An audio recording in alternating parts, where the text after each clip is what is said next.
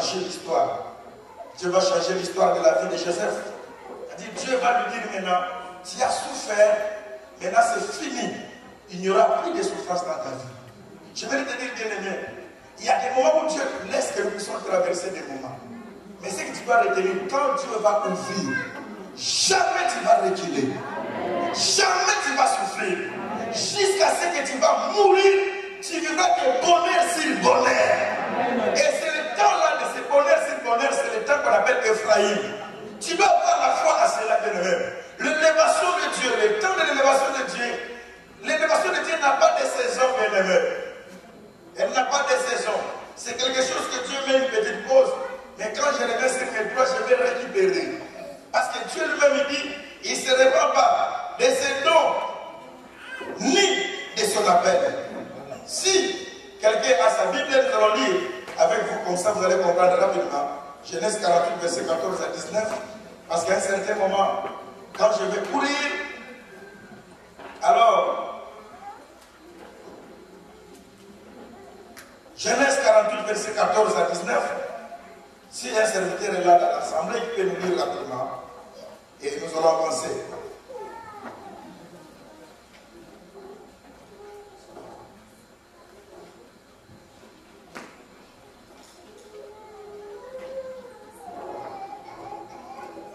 Genèse. Alléluia. Quelle personne la Genèse 48 chez vous là-bas? Hein? Mais je dis quelqu'un peut se dire. Hein? Il n'y a pas Genèse 48 dans votre Bible là.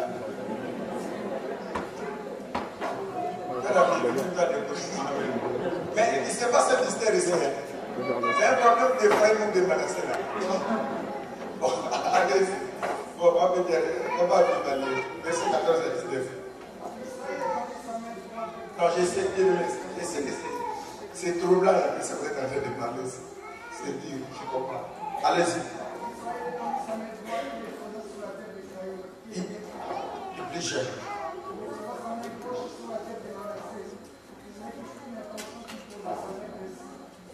Quand Manassé était le premier-né, béni Joseph et que les dieux ont fait s'expliquer comme la chaîne ouverte à Abraham, Isaac, et Dieu qui m'a conduit depuis que j'existe jusqu'à ce jour. Et lorsqu'il m'a délivré de tous les mal, bénisse ses enfants. Ils sont appelés en mon nom, au nom de mes pères Abraham, Isaac, et qui se multiplient en abondance au milieu du peuple. Joseph dit avec des plaisirs que son père posait sa main droite sous la tête d'Ephraïm, il saisit la main de son père pour le détourner sur la tête d'Ephraïm et le diriger sur celle de Manassé. Joseph dit à son père, passe ici mon père, car c'est lui qui est le premier-né. Car c'est ici qui est le premier-né. Pose ta main droite sur la tête. Pose ta main droite sur la tête de celui qui est le premier-né. Son père refusa. Je le sais mon fils, je le sais. Aussi deviendra un peuple. Lui aussi sera grand. Mais son frère cadet sera plus grand que lui. Et sa postérité deviendra une multitude de nations. Qu'une personne élève la main et crie Amen. J'aimerais prophétiser sur ta vie. Tout ce que tu as dit, ce n'est que le début, bien-aimé. Le peu que tu as dit, ce n'est que le début, bien-aimé dans le Seigneur. Mais il y aura un temps, bien-aimé, Dieu va te combler. Il y aura un moment où tu vivras Ephraïm dans ta vie. Ce que tu as dit, ce n'est rien, ce n'est que la main gauche. Mais la main droite de Dieu n'a pas encore travaillé. Ici, bien aimé, on parle de la main droite parce que le travail devait s'accomplir. À la main droite, celui qui a l'autorité, celui qui a le pouvoir, celui-ci est grand, mais celui-là sera encore beaucoup plus grand. Oui, bien aimé dans le Seigneur. Enfant de Dieu, c'est ça le début. Dieu voulait parler clairement à Joseph. Ce que tu as vu, c'est rien. Mais tu vas voir encore, parce que le temps, les défis que tu as dans ta vie, ça va finir. Qu'est-ce qu'Ephraïm veut dire si tu veux? Ephraïm représente l'opportunité de notre investissement. C'est-à-dire, après avoir beaucoup travaillé, souffert dans ta vie, il y aura un moment où maintenant Dieu va commencer à te récompenser. Il y aura un moment où Dieu va commencer à te payer.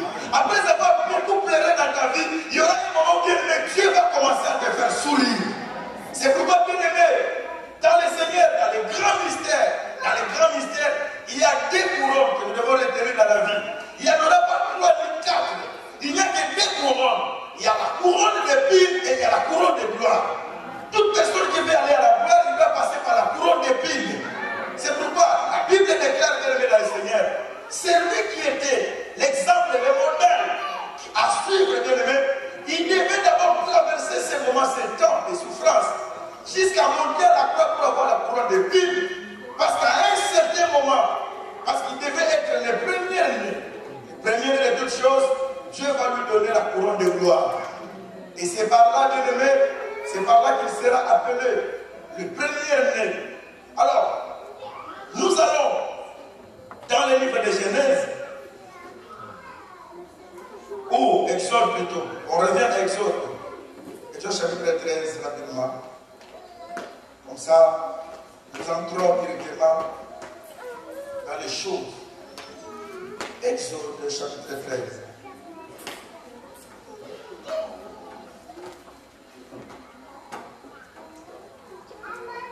Exode 13. Qu'est-ce que la Bible dit au verset 13?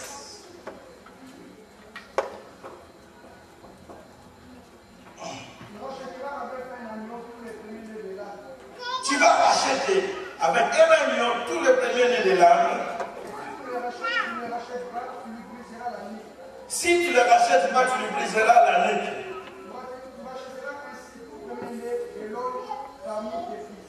Tu vas aussi racheter tout premier-né de l'homme parmi tes fils. Voilà, bien aimé. Je pense que quand on a parlé d'Exode chapitre 34, nous avons dit, nous avons parlé. Au début, Dieu, quand il a parlé à Moïse, il a dit, va dire à Pharaon qu'Israël c'est mon premier-né. Maintenant, quand le peuple maintenant sera libéré pour les souvenirs de leur vie, c'est ce que je suis en train de dire, c'est ce que je suis en train de parler, bien aimé. Dans la vie, il y a des moments de défi, il y a des moments de peine, de souffrance. À un certain moment, Dieu va faire son grand travail dans ta vie. Dieu a dit ceci. Pendant qu'Israël était des esclaves en Égypte, Dieu va parler clairement. Il a dit, si Pharaon ne laisse pas, maintenant moi je vais agir. Mais qu'est-ce que Dieu a fait, bien aimé? Tellement que Pharaon est resté dans sa résistance, maintenant le temps de Dieu est arrivé. Dieu a frappé en Égypte tous les premiers-nés. La Bible dit, dans la maison de tous les Égyptiens, il y avait des deuils partout. Il y avait des deuils. C'est ce que je suis en train de voir, c'est ce qui va se passer dans les jours qui vont venir ici. Dans les maisons de tous les sorciers qui nous combattent, il y aura des deuils terribles. Ces deuils vont représenter des choses, bien aimés dans le Seigneur. Ils vont pleurer parce que Dieu va frapper les premiers-nés. Et ils vont pleurer parce qu'ils vont te perdre là où ils t'avaient gardé, là où ils t'avaient retenu. Il y aura des deuils dans la vie, dans les cas. Je suis en train de le voir. Je suis en train de le vivre. Avec les yeux de la foi, je le vois. Il y aura un deuil. Et j'ai dit à tous les sorciers qui combattent ma vie, à tous les sorciers qui combattent ta vie, ils vont pleurer 2 fois dans leur vie. Ils vont pleurer 2 fois, bien aimés. Pourquoi? Parce que le Seigneur a prévu à ce que nous soyons aussi bénis à la dimension de la double portion aussi.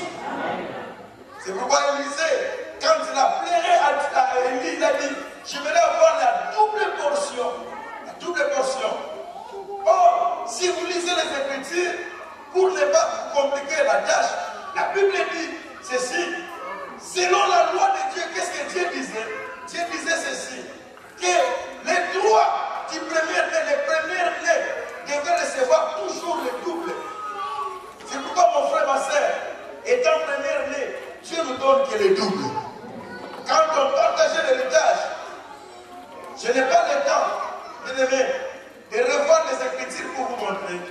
Et si vous lisez la parole de Dieu, il y a la femme de la maison et il y a la femme légitime. Et la Bible dit les droits, les premiers-nés, mâles devaient recevoir double. Il va recevoir double. C'est pourquoi Élisée, comme il était l'image et l'ombre des choses à venir, il ne pouvait pas réclamer une portion. Il devait réclamer la double portion. Le temps viendra, nous allons vous expliquer ces choses pour que lui aussi, Élisée, soit le premier-né. Et là où tu es bien-aimé, étant premier-né, ta portion est double.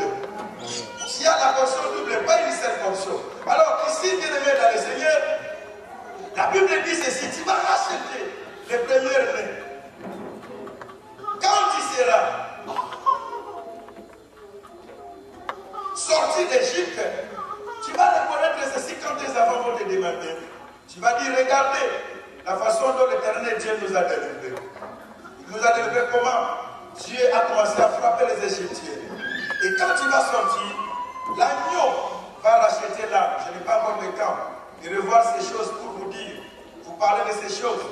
Mais ici, l'agneau, c'est lui qui devait maintenant aller faire ce travail de rachat, de racheter les premières nés.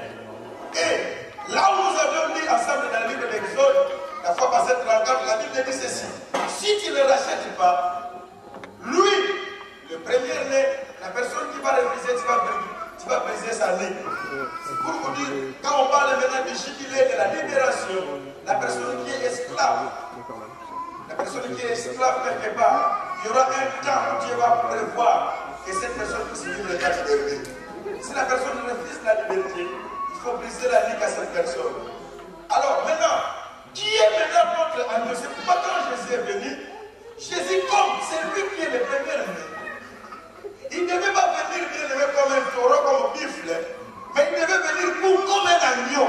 Parce que sa mission c'est quoi? C'est de venir racheter le premier né qui est l'esclave quelque part. C'est pourquoi il ne devait pas venir comme Dieu l'a dit. Il a prophétisé, il a parlé. Il a dit, là où nous avons mis avec vous, on va encore lire les versets 13 et 14. Si les bien-aimés peuvent encore revoir cette lecture. Et rapidement, je monte et puis on continue et nous prions.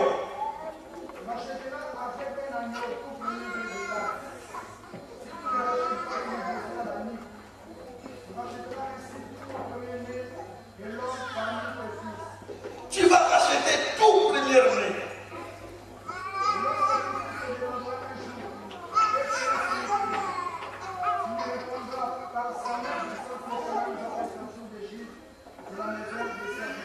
Quand ton fils va te demander, tu lui diras par sa main puissante.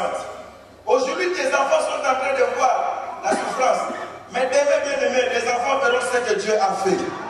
Cela veut dire dans toutes nos maisons, il y aura des signes, des marques qui vont marquer la main de Dieu dans nos vies. Et dans le camp de nos ennemis, il y aura aussi des signes qui vont marquer. Parce que quand dans nos camps, nos enfants vont nous poser la question, nous dirons, voilà comment Dieu nous a délivrés. Aussi dans leur camp, leurs enfants vont aussi demander, papa, comment tu n'as pas un bras? Il va dire, petit, j'avais attaqué un peuple que je ne peux jamais attaquer. J'ai dit à toute personne qui me combat, tu combats une personne que tu ne peux jamais combattre. Dieu va te laisser le camp, mais quand le moment que l'agneau viendra de l'aimer, tu vas me perdre et tu vas me regretter. Et quand je vais sortir, mon frère, ma soeur, vous resterez dans les deuils, mais moi je vais aller en fête. Et Dieu a dit ceci, les enfants d'Israël, quand ils vont sortir, bien aimés, ils vont amener tout ce que les Égyptiens ont. Bien aimé, tout ce qu'on garde dans ta vie, qu'on le veuille pas, aujourd'hui tu plais. Mais quand Dieu va faire la pression, ils vont vomir tout ce qu'on a pris dans ta vie. La Bible dit, bien aimé, dans le Seigneur, enfant de Dieu, peuple de Dieu, Dieu va dire ceci. Il faut que ça reste un souvenir. Dieu ne fera jamais quelque chose qui sera sans trace. Tout ce que Dieu va faire, ça sera un souvenir. Autant que tu as été combattu, autant que tu seras aussi récompensé. Autant que ta vie plairait, bien aimé, autant que tu vas aussi te réjouir dans ta vie. Je parlais avec une sœur qui me disait, Dieu est injuste. Dieu est injuste à parler. Tout ce qu'il disait, cela était vrai. Tout ce qu'il disait était vrai, bien aimé dans le Seigneur. Pourquoi? Parce que les situations qu'elle a vécues, les sorciers ont tué sa mère comme ça, elle a vécu. Et de quel mort, bien aimé, tu apprends que ta mère a été étranglée. Étranglée, une personne a étranglé. Pourquoi? Parce que la maman avait beaucoup d'argent et ces personnes devaient hériter. Et tu vois aussi cette personne continuer à dominer, à hériter. Mais tu vas te poser la question, est-ce que Dieu voit ou Dieu ne voit pas? Et après, ce n'est pas fini, il y a encore eu des conséquences encore. Ces mêmes personnes, non bien-aimés, le Seigneur est en train de les amener quelque part. Et je crois, bien-aimés, je sais, le retour de Dieu, quand Dieu va venir, Dieu va faire le retour, ça sera dangereux. Il y a beaucoup d'enfants qui pleurent actuellement, bien-aimés. C'est ce que nous sommes en train de faire l'église.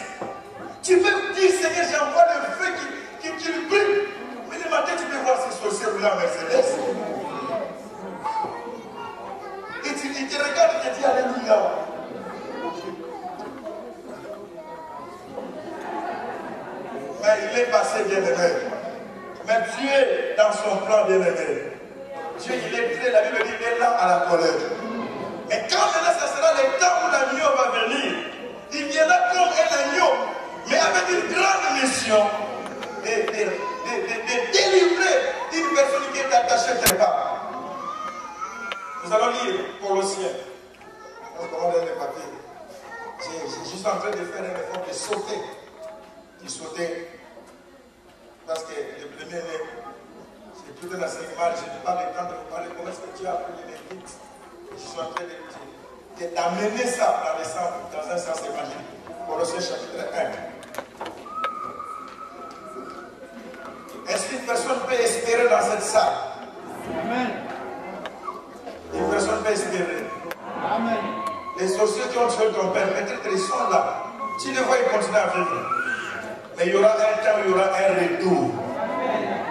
Je dis, il y aura un retour. Il y a... Je suis en train d'aller trancher un problème. Le problème, c'est quoi? C'est que les sorciers ont combattu un papa avec ses enfants. Maintenant, quand Dieu a commencé à faire des retours, les sorciers maintenant, lui-même il est resté paralysé. Et ses enfants souffraient. Ce sont maintenant les enfants des sorciers qui ont reconnu que papa fait du mal à cette famille et à ses enfants. Maintenant ils vont demander, ils appellent une sœur qui prie avec nous, ils disent, nous demandons pardon. Et tu as déjà mis un oncle qui vient demander pardon. Il faut que tu me pardonnes. Mais à un certain moment, c'était l'oncle, quand il parlait, c'était l'oncle. Cette fille a souffert dans sa vie. Je connais des étapes que cette fille a passées, des moments de souffrance, des maladies bizarres quand on vient, des opérations bizarres. Mais vous ne pouvez pas croire un jour que ces oncles-là pouvaient commencer à venir demander pardon. C'est pas encore fini, bien-aimé. Le Dieu que nous prions est vivant, bien-aimé. Avec le paix que tu as fait le bien à la famille. Tu as aidé, mais eux, ils vous ont voulu te retourner le mal. Mais les bien-aimés, le temps de Dieu viendra. Colossiens, chapitre 1, nous avons la Bible, verset 15. Je sais pas. La Bible dit, lui, il est l'image du Dieu invisible. Il est le premier de toute la création. Entre Dieu et Adam, qui était venu, entre Jésus et Adam, qui était venu avant. C'est Jésus qui est venu, c'est Jésus. Non, c'est Adam comme ça, physiquement, c'est Adam qui est venu. Il fallait que Dieu dise Adam, c'est lui qui est venu. La Bible dit, c'est lui qui est le premier de toute la création. Mais en réalité, ce que vous voyez, ce n'est pas ce que Dieu voit. Quand toi tu vois les chiens, tu vois les autres avancer avant toi, Dieu ne voit pas ça. Dieu voit que la personne qui va avancer, ça sera toi. La personne qui sera élevée dans ta maison, dans ta vie, ça sera toi. Quand tu te vois, Dieu voyait. La manière de voir des hommes est différente de celle de voir de Dieu. La Bible dit il est l'image du Dieu invisible. Il est le premier-né de toute la création. Car en lui, toutes choses ont été créées. Que ce soit dans les cieux, que ce soit sur la terre. Et avant toutes choses, et toutes choses subsistent en lui. Et verset 18, on dit, il est la tête du corps de l'Église. Et il est le commencement, le premier-né d'entre les... Est-ce que quelqu'un peut dire Amen? Il est le premier-né d'entre les morts, afin d'être en tout le premier. C'est pour te dire, bien-aimé, quand Dieu va te bénir, Dieu veut qu'il passe, qu'il s'achète, qu'il vende. Mais quand ça sera ton tour, bien-aimé, il n'y aura aucune personne qui va s'égaler à toi. J'aimerais dire à une personne, c'est lui qui va clôturer les choses au monde, ça sera toi. C'est lui qui va clôturer l'élévation, ça sera toi dans ta vie. Non, non, non, il fallait qu'il y ait les autres qui passent avant lui. Mais quand lui viendra, bien-aimé, on dira, les autres se sont dit les premiers, mais c'est le premier. Il y a un vrai premier qui arrive. Il s'appelle Yohan. Amen. Quelqu'un peut dire Amen. Donc je prophétise, je sais que ça peut choquer certaines personnes. Hein. Mais moi je crois que je suis le premier né, attention. Quelqu'un croit qu'il est le premier né. Ce que vous voyez bien aimé, ce n'est qu'un petit vent. C'est rien. Et vous allez voir, ça va souffler. Est-ce que 3 personnes croient à ce que j'ai dit? Alléluia. Ils vont nous arrêter, nous allons continuer de décréter. On dit qu'il est le premier-né d'entre les. Il est le premier-né d'entre les morts. Pourquoi on est le premier-né d'entre les morts? On dit, afin d'être en tout le premier. Afin d'être en tout cas, Dieu a voulu en toute plénitude habiter à lui. Bon, nous allons continuer bien aimé dans le Seigneur. Je voudrais dire à une personne, tu es le premier-né de Dieu. Et le temps n'est pas encore fini. Je suis en train de venir. Je suis en train de venir. Je n'ai pas à beaucoup prier, mais je suis en train de venir. Toi aussi, tu es en train de venir. Et miracle est en train de venir. Afin d'être en tout le premier-né. Jamais que personne ne te trompe, bien aimé. On est inébranlable. Nous sommes dans une période de lavage. Dieu est en train de laver. Pourquoi? Parce que la bénédiction doit rester pour les enfants de Dieu. On ne peut pas partager la bénédiction avec des mauvaises personnes. Si une personne a le ciel et l'esprit et les oreilles spirituelles, il doit attendre. Et on ne va pas passer des ans. Beaucoup de personnes, leur vie vont changer dans cette église. Quelqu'un peut dire un amen très fort. 3 personnes peuvent se tenir debout, crier encore gloire à Dieu. Alléluia. Il y a des personnes, nous sommes debout, c'est la fête. Il y a des personnes qui sont mortes. Mais ta mort sera une mort de tous les autres morts. Et ta résurrection aussi sera différente. Il ne fallait pas que Frère reste en Israël pour dire qu'il est là-bas. Il fallait que ça soit en dehors. C'est-à-dire Dieu va te bénir là où même tu ne croyais pas, en Égypte. C'est là où Dieu va t'apporter ta bénédiction. Nous élevons nos mains bien aimés pour la prière. Il y a un temps pour un défi dans ma vie. Il y a un temps pour un défi pour ta maternité. Mais ne t'en fais pas, bien aimé dans le Seigneur. Ne t'en fais pas, mon frère, ma soeur. Le premier viendra. Nous élevons. Or, entre Ésaü et Jacob, c'est Ésaü qui est venu le premier. Et quand tu parles du premier-né, tu parles de Jacob. Il fallait parler. Il fallait parler d'Ésaü. Or, entre Isaac et Ismaël, c'est Ismaël qui était le premier. Mais il fallait parler d'Ismaël. Mais quand il faut parler, on parle d'Isaac. Et la double portion, on ne va pas donner à Ismaël et aux enfants de Kétura. Non. La double portion est donnée à Isaac. Et je crois, bien aimé, nous comme Isaac, et la Bible dit, vous aussi comme Isaac. Par la foi en Jésus-Christ, vous êtes fils d'Abraham. Vous êtes le premier-né. Et vous méritez la double portion. Nous élevons nos mains, bien aimés, le Seigneur. Je suis en train de voir, Seigneur Dieu, une personne qui voit c'est comme si ça ne va pas. Qui voit c'est comme si ça ne va pas tenir. Qui se sent vendu par ses propres frères. Qui voit les sorciers toujours devant sa vie. Nous élevons nos mains. Tu vas prier, Seigneur. Aujourd'hui, je reconnais que c'est moi qui ai ton premier-né. Et Seigneur, il y a des défis dans ma vie. Il est temps. Je pense que quand nous allons parler de mes nous allons développer de l'aspect maintenant de l'agneau qui viendra. Mais bien aimé, il est temps que nous puissions dire, Seigneur, j'aimerais que mes enfants témoignent que je t'aime Dieu. J'aimerais que Seigneur, que mes ennemis pleurent des fois. Qu'il y ait le pleurs dans leur camp. Pendant que dans notre camp, il y aura une fête. Tu as passé le désert, Dieu a vu ta souffrance. Tu as vu comment est-ce que tu as pleuré. Pendant que toi tu pleurais, bien-aimé, les sorciers se réjouissaient. C'est nous qui avons retenu sa maternité. Mais les grâces vont se manifester. Nous élevons nos mains, je vais les dire. Pendant que les chanteurs sont en train de chanter, nous prions tel qu'on n'a jamais prié.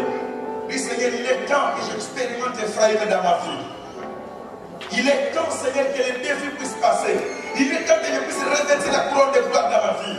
Élève la voix, prends ton temps et commence à prier ton Dieu. Nous prions dans le nom de Jésus, prends le temps de prier.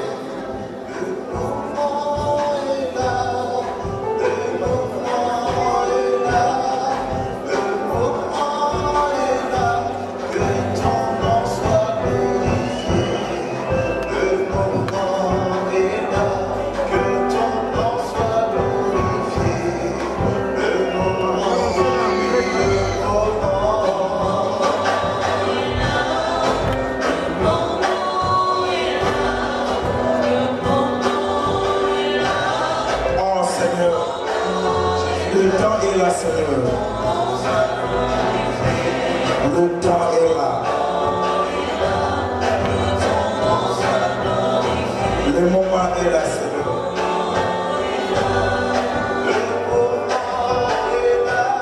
Viens glorifier ton nom, Seigneur.